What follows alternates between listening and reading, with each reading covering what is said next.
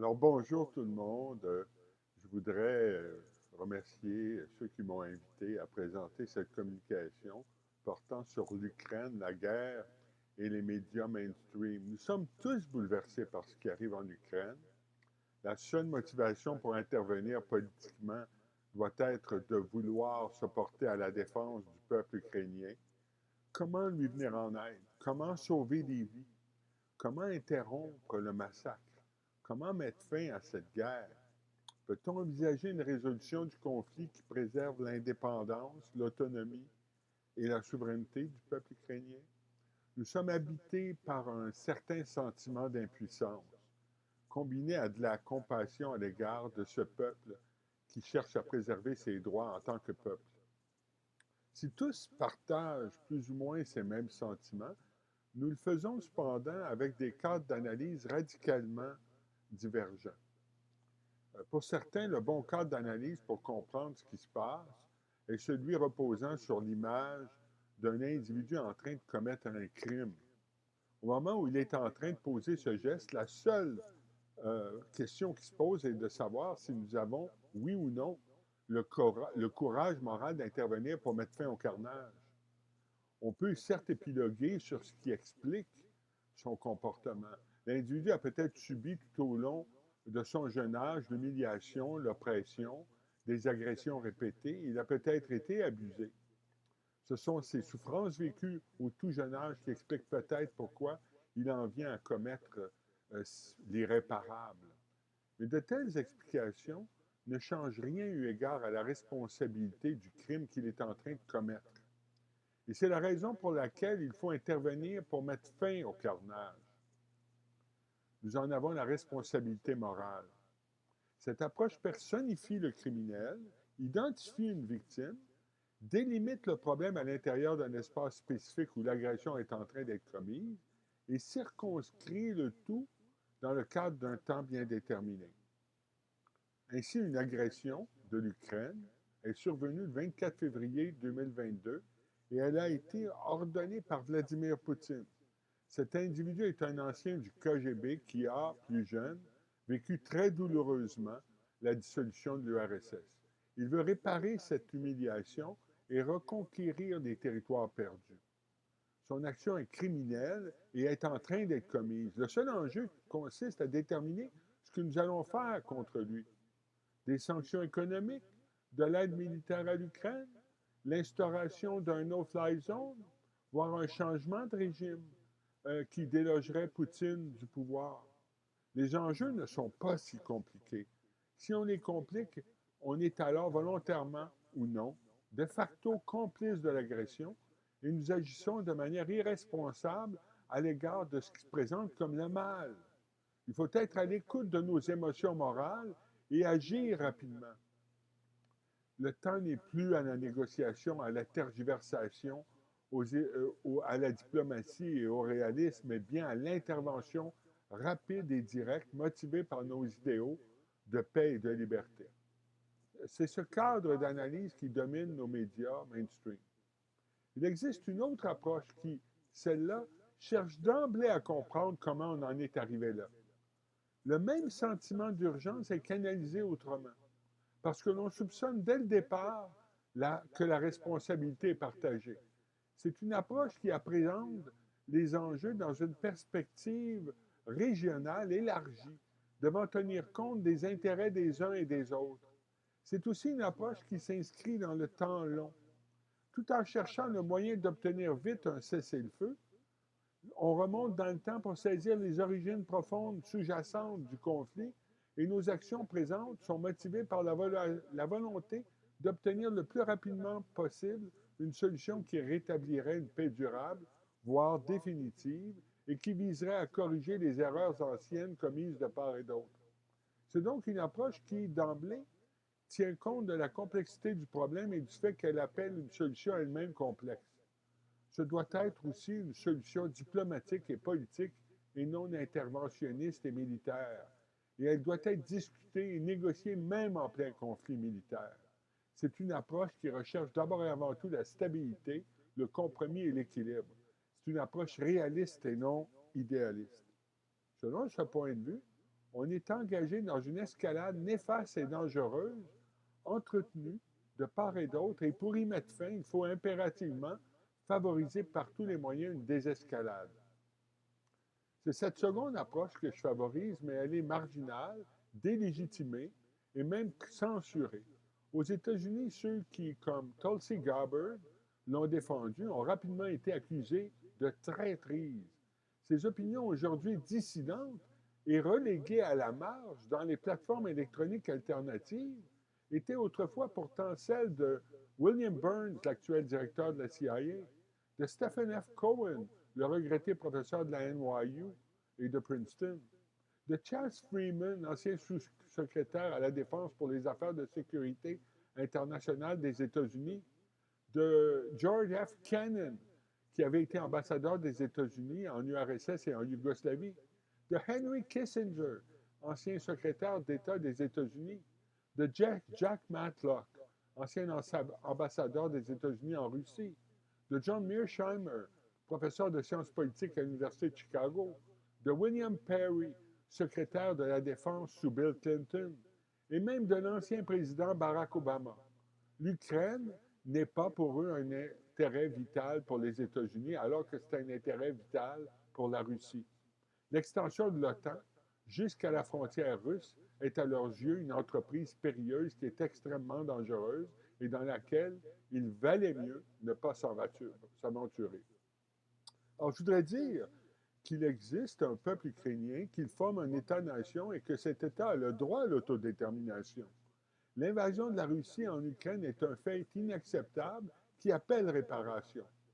Cette intervention militaire entraîne dans son sillage le malheur, la désolation et la mort, et tôt ou tard, les militaires russes devront quitter une bonne partie de ce territoire pour que la souveraineté de l'Ukraine soit restaurée.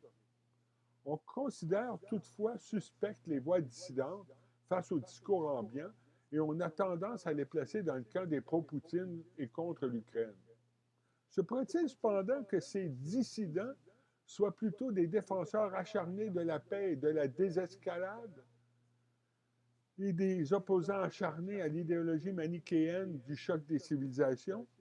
Se pourrait-il qu'ils soient tout simplement des citoyens suffisamment capables d'autocritique pour apercevoir que l'une des causes du conflit est une certaine russophobie entretenue depuis des décennies par les États-Unis? Se pourrait-il que le conflit oppose non pas la Russie et l'Ukraine, mais bien, au fond, la Russie et les États-Unis? Si on est contre la guerre d'Ukraine et pour l'autonomie de ce pays, ne faut-il pas s'opposer aux mesures qui jettent de l'huile sur le feu, qui favorisent l'escalade et qui risquent d'amplifier la désolation, le malheur et la mort? Ceux qui applaudissent les sanctions, qui favorisent l'aide militaire et qui préconisent un no-fly zone ou un changement de régime, ne sont-ils pas de facto complices de l'impérialisme américain?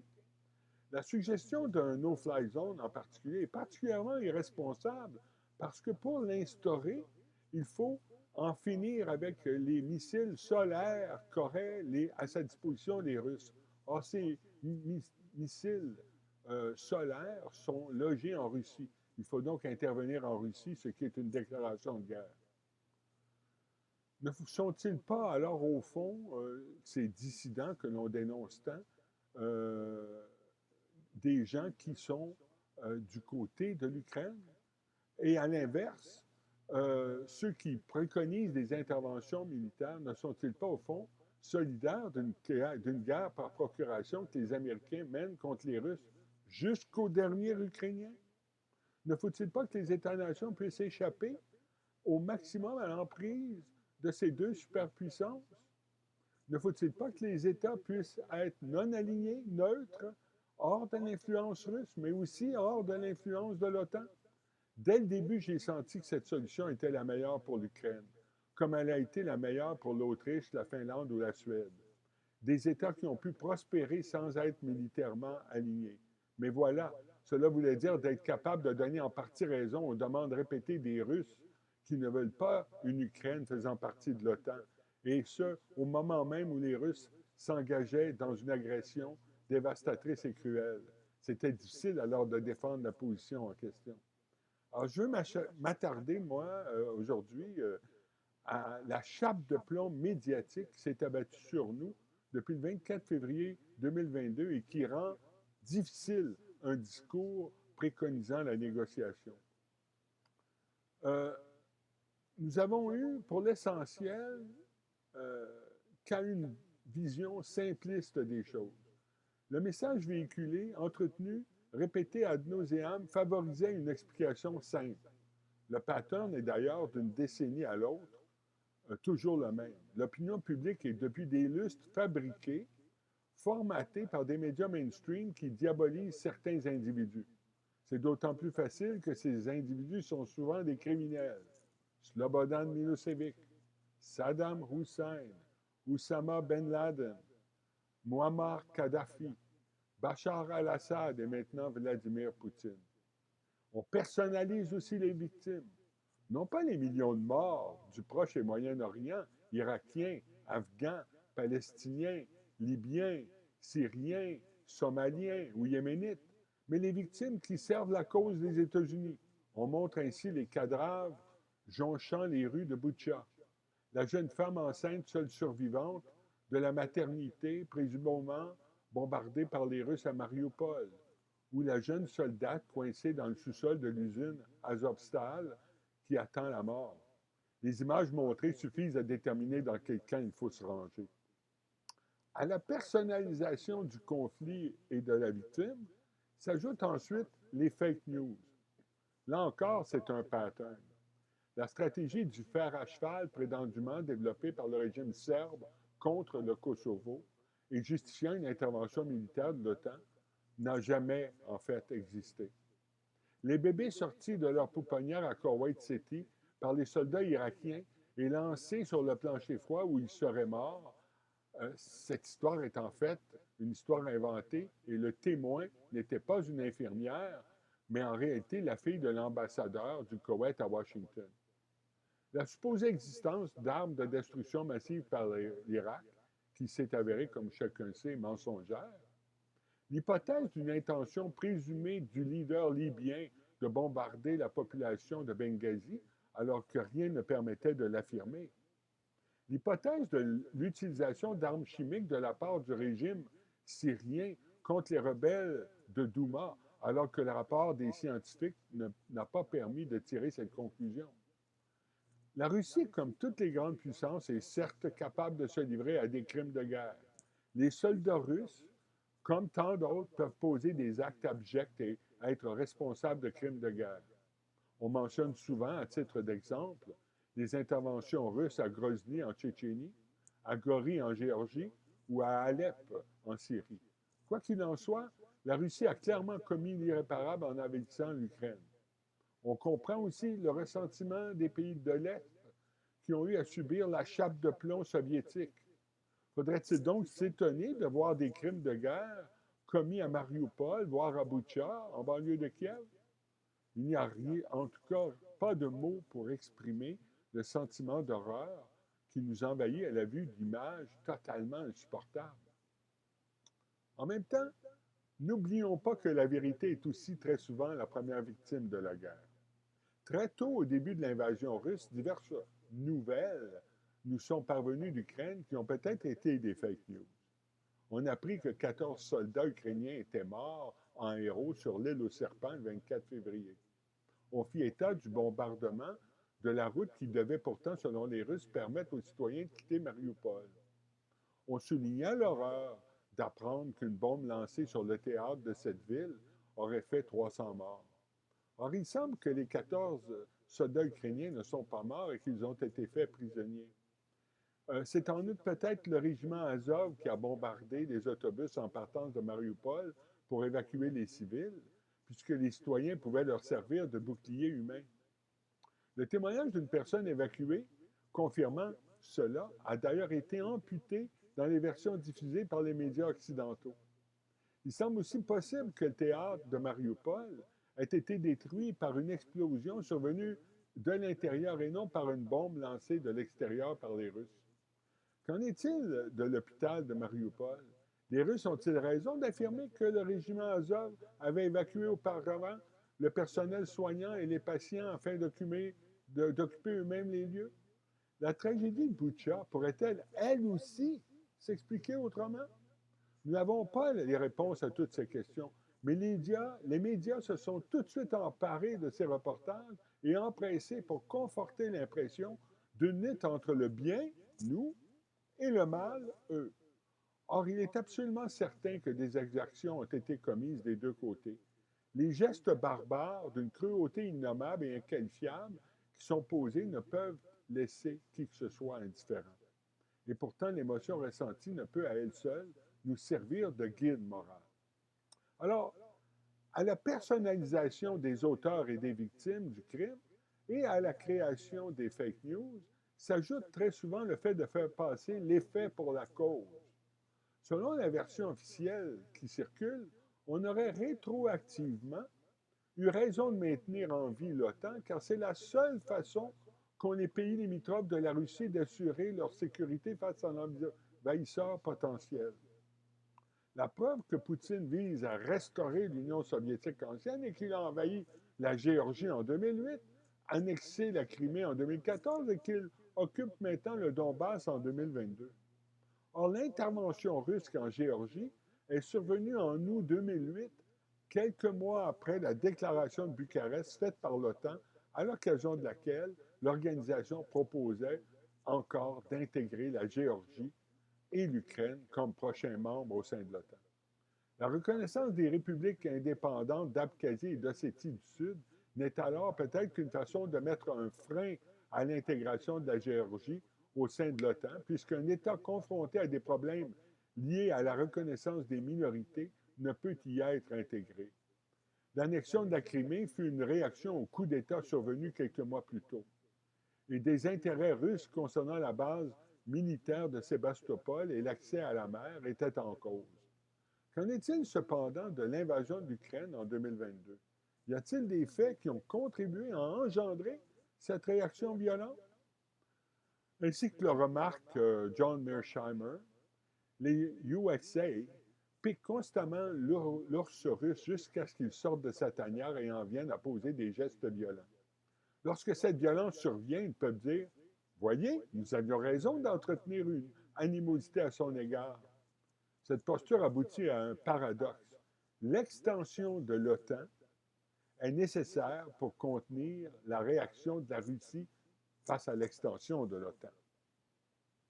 La géopolitique des événements en Ukraine n'est entrée dans les chaumières que lorsque l'ours russe a réagi de manière belligérante et commis l'irréparable après avoir été provoqué pendant des années.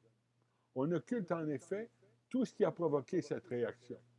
On ne mentionne pas que l'OTAN était une organisation et est toujours une organisation militaire opposée à la Russie, qu'elle est intervenue militairement notamment au Kosovo contre les Serbes alliés de la Russie, que la promesse de ne pas étendre l'OTAN au-delà de l'Allemagne réunifiée n'a pas été tenue, que l'OTAN s'est élargie jusqu'à inclure 14 nouveaux pays depuis 1991, que les États-Unis se sont retirés progressivement des accords sur les missiles antibalistiques en 2002 et sur les missiles nucléaires à moyenne portée en 2019. On fait l'impasse sur l'installation de boucliers antimissiles en Pologne et en Roumanie. On ne souligne pas la provocation que représente la promesse faite à Bucarest en 2008 d'inclure la Géorgie et l'Ukraine dans l'OTAN. On ne souligne pas le fait que les Américains sont intervenus massivement en Ukraine pour influencer le cours des choses. Ils ont, avec les Canadiens et d'autres, formé l'armée ukrainienne, incluant des paramilitaires œuvrant au sein de secteurs droits, du régiment Azov, du bataillon Haïdar et de la Légion géorgienne. Le groupe Centuria s'est lui-même aussi vanté d'avoir reçu de telles formations. John McCain et d'autres représentants américains ont rencontré les membres de l'opposition avant le coup d'État. Victoria Nuland a admis devant le Congrès que les USA avaient déjà, avant le changement de régime, financé l'Ukraine à la hauteur de 5 milliards de dollars. On oblitère le rôle des États-Unis dans le renversement du pouvoir en 2014. Une conversation a pourtant été interceptée dans laquelle Nuland détermine auprès de l'ambassadeur des États-Unis en Ukraine celui qui allait devenir le premier ministre. Et ça, sans consultation préalable avec l'Union européenne. Fuck the EU. Le directeur de la CIA, John Brennan, a visité Kiev en 2014, après le départ de Yanukovych. L'Américaine Nathalie Jaresko a reçu la citoyenneté ukrainienne pour être nommée ministre des Finances le 2 décembre 2014.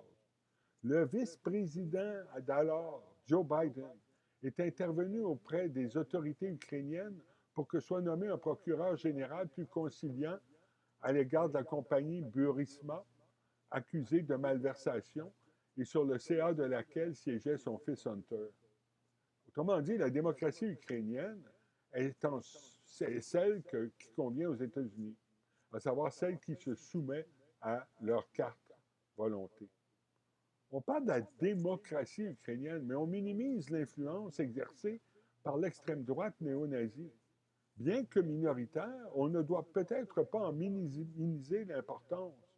Le président ukrainien, Viktor Yushchenko, a accordé le statut de héros au nazi Stepan Bandera juste avant de quitter ses fonctions en 2010. Ce dernier est d'ailleurs célébré partout en Ukraine. On néglige le rôle essentiel joué par secteur droit en 2014 dans le renversement du régime.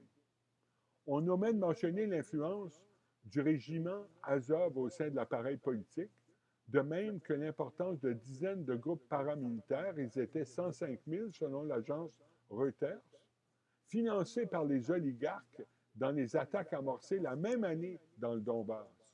On fait l'impasse sur les 14 000 morts découlant de la guerre civile opposant les russophones de l'Est et les milices ukrainiennes de l'Ouest suite à la décision de bannir la langue russe.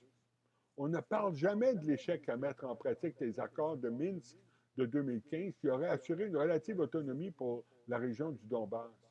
Si on tenait compte de ce passé, on verrait poindre une solution au conflit. Un régime fédéral reconnaissant la langue russe et l'autonomie de Lugansk et de Donetsk.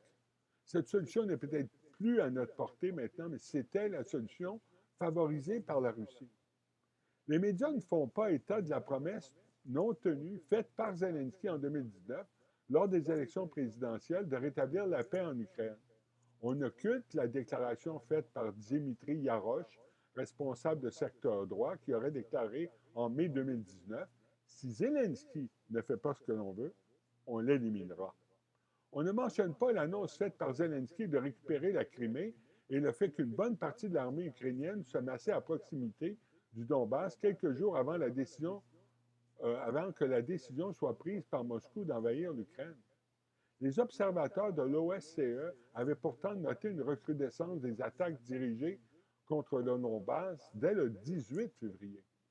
On omet de souligner le fait que Zelensky s'est pointé devant le Parlement grec en compagnie d'un représentant du bataillon Azov. Les députés du parti Syriza ont alors quitté la salle. On ne mentionne pas que Zelensky a interdit les partis de gauche et fermé les médias qui s'opposent à lui. On ne saisit pas qu'il n'était pas dans l'intérêt des Russes de prendre possession de l'Ossétie du Sud, de l'Abkhazie, voire à l'époque du Donetsk et de Lugansk. Les Russes préféraient l'autonomie de ces régions à leur annexion. La présence de russophones à l'intérieur de la Géorgie et de l'Ukraine pouvait peser sur les orientations politiques de ces pays dans un sens qui serait favorable à la Russie. Les Russes peuvent aller jusqu'à reconnaître la souveraineté de l'Ossétie du Sud et de l'Abkhazie. Et ils l'ont fait aussi pour le Donetsk et pour Lugansk. Mais c'est en sachant très bien que cette souveraineté n'est pas reconnue par la communauté internationale. Cela permettait à la Russie d'intervenir si les chefs de ces États de facto leur en faisaient la demande, tout en posant une difficulté d'intégration à la Géorgie et à l'Ukraine au sein de l'OTAN, étant donné que pour intégrer cette organisation, les pays ne doivent pas être en conflit avec les minorités qu'ils contiennent. Telle est peut-être la bonne analyse qu'il fallait faire de la situation géopolitique avant le 24 février. Nous étions bien loin d'un chef sanguinaire désireux de reprendre les territoires perdus de l'Union soviétique. Nous étions en présence d'une Russie qui vivait avec ressentiment son exclusion de l'Europe et qui se sentait de plus en plus assiégée et encerclée. Le passé soviétique, stalinien, expliquait en grande partie les craintes des pays limitrophes. Mais la stratégie militaire de l'OTAN a contribué à empirer les choses. Les Américains ont choisi cette lente escalade et la poursuivent encore en se servant du peuple ukrainien pour affaiblir la Russie. Tous ces faits sont sans importance pour qui reste braqué devant son téléviseur. L'enjeu est présenté bien plus simplement.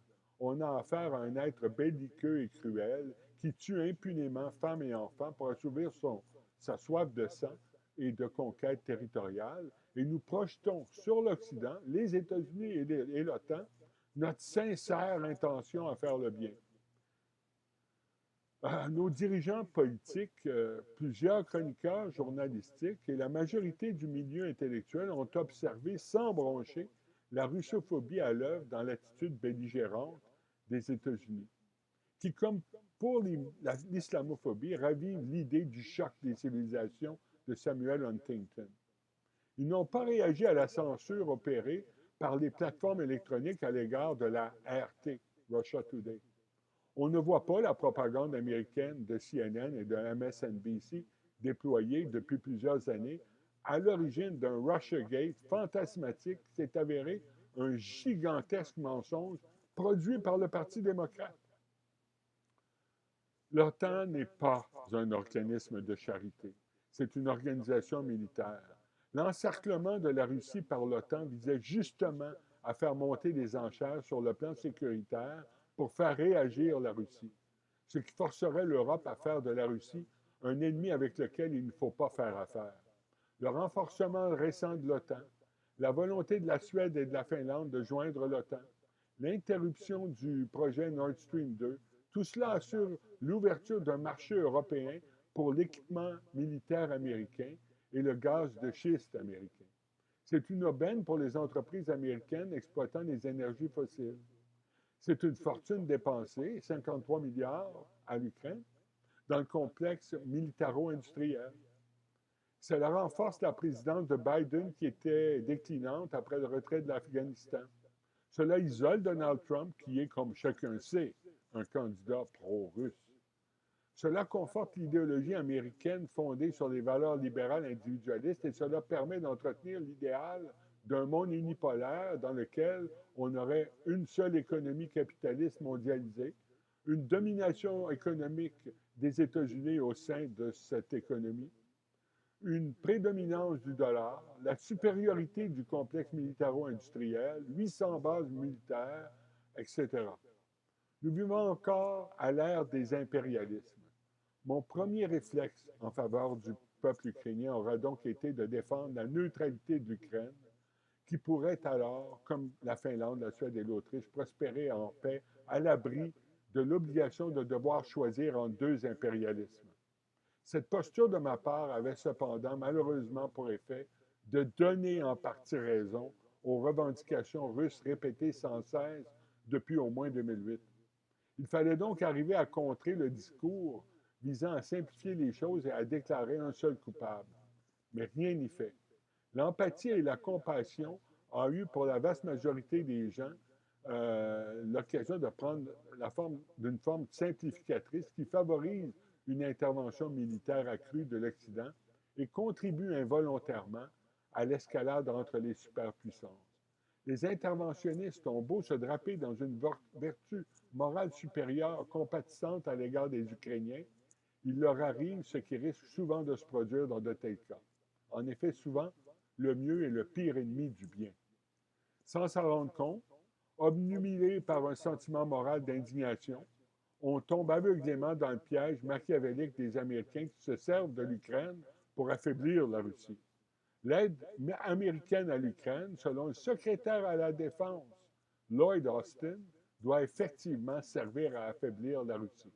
Les États-Unis se sont servis des Moudjahidines pour combattre la Russie en Afghanistan, des contrats pour combattre les sandinistes au Nicaragua, des Kurdes pour combattre ISIS en Irak et en Syrie, de Al-Qaïda pour combattre Bachar al-Assad et maintenant des Ukrainiens pour combattre les Russes. On peut même trouver sur YouTube un clip dans lequel Hillary Clinton établit une comparaison entre la stratégie américaine en Afghanistan, ayant servi à affaiblir les Russes, et celle qui est présentement en cours en Ukraine. Alors, pour saisir toute l'horreur du monde, il ne faudrait pas regarder que d'un seul côté. Sinon, on participe volontairement ou involontairement à l'escalade entre les superpuissances. Et on trempe involontairement ou volontairement les mains dans dans le sang odieux de leurs impitoyables violences. Alors, en conclusion, je dirais que les médias mainstream nous rapportent le point de vue de la communauté internationale, mais c'est de plus en plus en réalité un point de vue partiel et partial. L'information critique et dissidente ressemble de plus en plus à un produit illégal que l'on se refile en contrebande. C'est la grande prohibition de l'information. C'est donc dans les marges qu'il faudra se rendre pour entendre des personnes comme Ali Abou Nima, Tariq Ali, Andrew Batchevic, Jacques Beau, Medea Benjamin, Brian Berletic, Christopher Black, Max Blumenthal, Saïd Bouamama, Robert Charvin, Noam Chomsky, Stephen Cohen, Michel Colomb, Kimberly Crenshaw, Angela Davis, Victor Dedage, Coralie Delhomme, Yves Engler, Noura Erakat, Richard Falk, Norman Finkelstein, Robert Fisk, George Galloway, Stéphanie Gibault, Glenn Greenwald, Serge Alimi, Chris Hedges, Jackson Hinkle, Bell Hooks, Adam Johnson, Caitlin Johnstone, Stephanie Kelton, Rania Kalek, Naomi Klein, Annie Lacroix-Rive, Anatole Levin, Frédéric Lordon, Michael Lowy, Aaron Maté, John Mearsheimer, Richard Medhurst, Nils Meltzer, Anne Morelli, Chantal Mouffe, Craig Murray, Ralph Nader, Simona Maggiante Papadopoulos, Iliane Papé, Jacques Powells, John Pilger, Thomas Porcher, Vijay Prashad, Ignacio Ramonet, Arundhati Roy, Jeffrey Sachs, Jacques Sapir, Emma Sarotte, Linda Sarsour, Karen Sharp, Edward Snowden, Frédéric Talley, Matt Taibbi, Éric Toussaint, Amina Traoré, Aurélie Trouvé, Katrina Vandel, Hervel, Yanis Varoufakis, Cornel West, Richard D. Wolfe, Alfred de Zaya et Jean Ziegler. Il faut s'abonner au Monde diplomatique ou se rendre sur la plateforme YouTube pour retrouver The Grey Zone, Investigation, Substack, Canadian Dimension, Rumble, SharePost, The Dive, The Cal T. Halper Show, Le Grand Soir, The New Atlas, The Electronic Intifada, ainsi que Presto à gauche et les nouveaux cahiers du socialiste pour avoir accès à des infos qui ne reproduisent pas celles des autorités officielles et qui ne succombent pas aux oppositions civilisationnelles qui se sont emparées de plusieurs esprits. Il faut aussi rejoindre le collectif Échec à la guerre ou le collectif Les Artistes pour la paix. Je vous remercie.